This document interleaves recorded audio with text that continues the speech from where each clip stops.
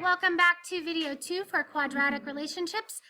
I just wanted to, I hope you got this all written down, really quickly go over factored form is where we can see the roots of our equation, where it crosses the x-axis. This will be the first place. This will be the second place. Okay, so we may only have one. And in vertex form, we have either the minimum or the maximum coordinate point, and h, negative h actually, is the x value, and positive k is the y value. So x comma y is in alphabetical order, and h comma k is in alphabetical order, but we'll go over that more in a little bit. What I need for you guys to do is to go back to your table of contents, and we're gonna, because I want you to enter this in there, we are going to, you can keep going on the same page if you want to because it's part of the same thing.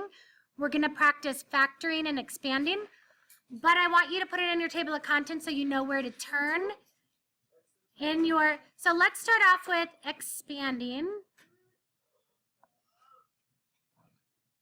Check my spelling.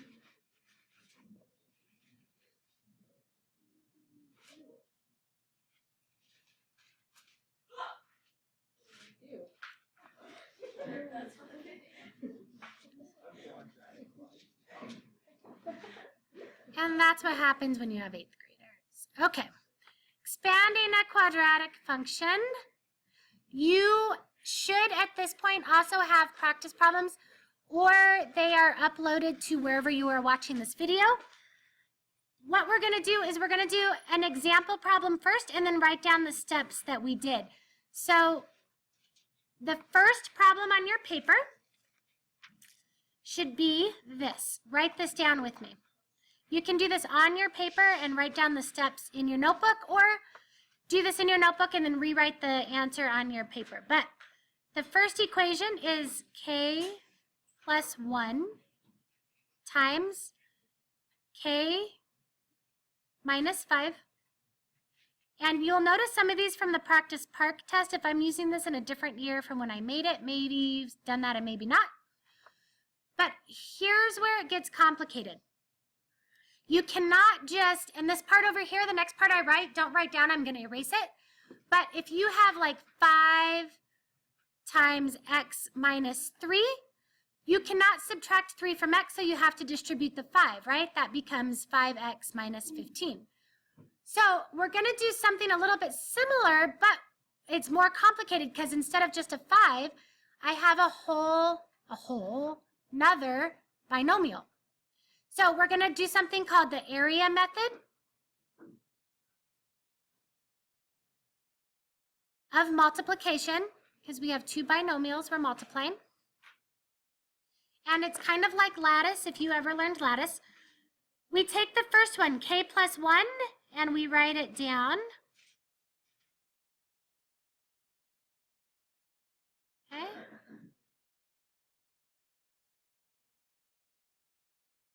Draw a square or rectangle type of thing. Make sure you realize that that's a positive 1. That's what that plus 1 means. Then on the other side, we do k, and then the 5 becomes, it's a minus 5, right? And we're going to fill it in. This is what we just learned when we did exponents. K times k is k squared, because we add the exponents. They actually each have an exponent of 1. I won't call out by name who that was. Here we have 1 times k, which is just k. Here we have negative 5 times k, which is just negative 5 times k. And here we have positive 1 and negative 5. Positive 1 times negative 5 is negative 5. So we have one more step. We need to combine our like terms and simplify. I guess maybe we can call that 2 steps. So let's rewrite everything out here. We have, you always must start writing with the largest degree. And remember, degree is exponent. So what's the largest exponent we have? Yeah, k squared. So that's going to be our first. Okay, so we're going to take everything on the inside and rewrite it as an equation. So we have k squared comes first, and then just our k's. So we have plus 1k, and we have minus 5k. So I've written this down, I've written this down, I've written this down, and now minus 5.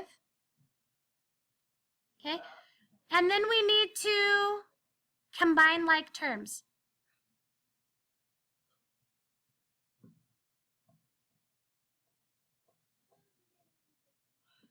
Okay. So my 1k and my negative 5k are both like terms, right? Did you guys see how I said negative 5 and I wrote k? Why didn't somebody say that? Sorry, everybody who's watching this on video. But let's combine our positive 1 and our negative 5k. So our ending answer is k squared minus 4k minus 5 equals 0. So when we are expanding something, look, we started with factored form and we ended with general form. So we use expanding when we start with factored form and we go to expanded form. Go ahead, do you have a question? Okay. General or standard are the same thing, so you can write them down. Oh, I would say expanding for younger kids, so I'm sorry, I should say general form. Because we expanded. I'm going to pause right now. Okay, the next set of notes before we start them, but you can go ahead and name them. They're called factoring a quadratic equation. So what we just did is we went from factored form to general form. Now we're going to go from general form back to factored form. What I want you to see is that 1 and negative 5 added up to be negative 4, and 1 times negative 5 ended up being negative 5. We're going to use that in the next part of what we're doing. So I'm going to take a practice problem. We'll do it together, and then we'll write down how we did it. Let's do number 5 on the paper I gave you, and that says x squared minus 11x plus 19 equals 5. Okay, what we really want to do here, first of all, is that these need to be equal to negative 5. Thank you. This needs to be equal to 0. So the first thing I want to do is add 5 to both sides.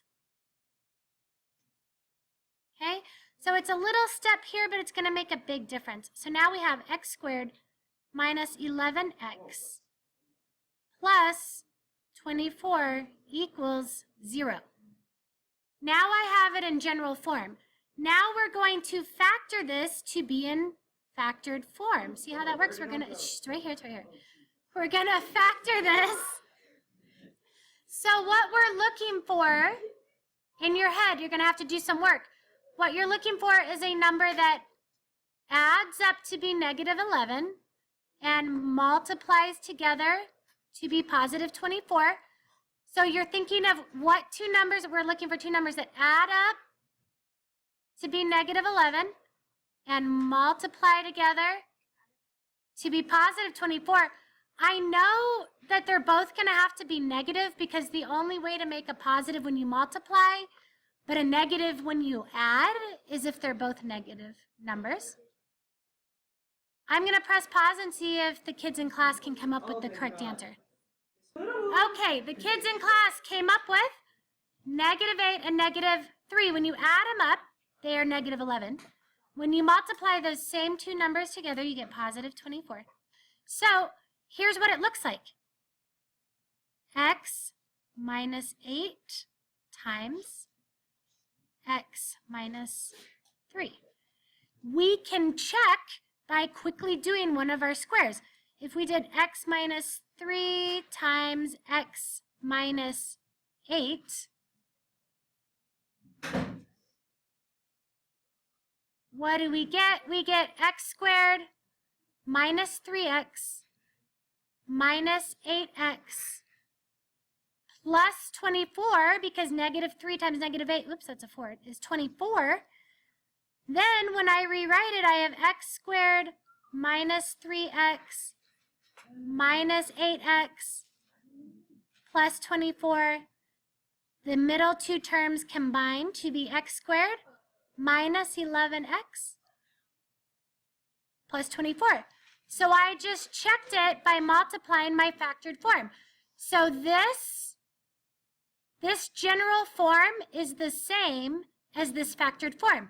We factor a general form to get factored form, and we expand a factored form to get general form. I'm going to stop this video now, but when everybody leaves class, I'm going to do a couple of more practice problems from the paper. I'll spend about 10 minutes doing some more practice problems for you guys, but we've run out of class time. But please make sure these are in your notes, and also these are in your table of contents so you can find them when you need them. All right, you guys, so let's quickly write down these steps. I'm due in a meeting, so I want to do this really quickly, but if you remember, and I'm going to write it like this, our general form has an A, a B, and a C. So our steps are, we need to find two numbers. I guess it's just kind of one step. Two numbers that add up to BB, and this B right here, yep, and multiply together to BC. I'm going to try to do some practice problems on another video.